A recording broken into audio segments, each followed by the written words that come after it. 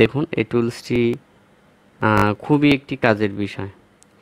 এখানে আপনার launching, install hidden settings, install launching, এটা কিন্তু অ্যাকচুয়ালি আমরা আপডেট লেভেলের যারা লোক তারাই কিন্তু বুঝতে পারবে বেশি, তাছাড়া কিন্তু বুঝতে পারবো না। এখানে ব্রাউজার লঞ্চিং অর্থাৎ সর্বপ্রথম আপনাকে কি করতে হবে, এমটিপি একটি ড্রাইভার ইনস্টল করতে হবে আপনার পিসিতে। এমটিপি ড্রাইভারটা পিসিতে ইনস্টল করার পরে আপনি যখন আপনার স্যামসাংটাকে এফআরপি মোডে রয়েছে তখন এটাকে যদি এখানে লাগিয়ে জাস্ট ক্লিক করেন তাহলে কিন্তু আপনার সেই স্যামসাং সেটে কিন্তু একটি মেসেজ চলে যাবে এবং সেখানে একটি ইউটিউব নামে একটি অপশন আসবে। আসার পর সেখান থেকে ইউটিউব নামে একটি অপশন চলে যাবে। যাওয়ার পর সেখান থেকে আপনারা ইউটিউবে গিয়ে আপনার সেটটাকে অর্থাৎ স্যামসাং যতগুলো মডেল রয়েছে সেগুলো আপনারা এখান থেকে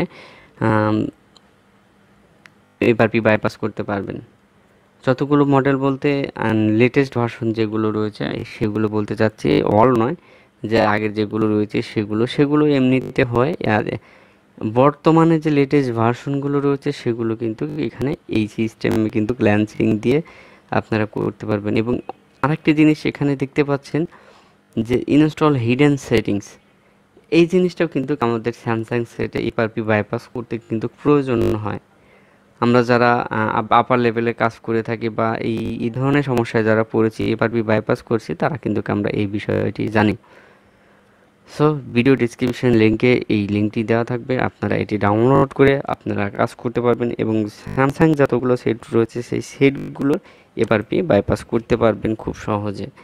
এ নিয়ে আরেকটি পরবর্তীতে ভিডিও আপনাদের করে দেখাবো।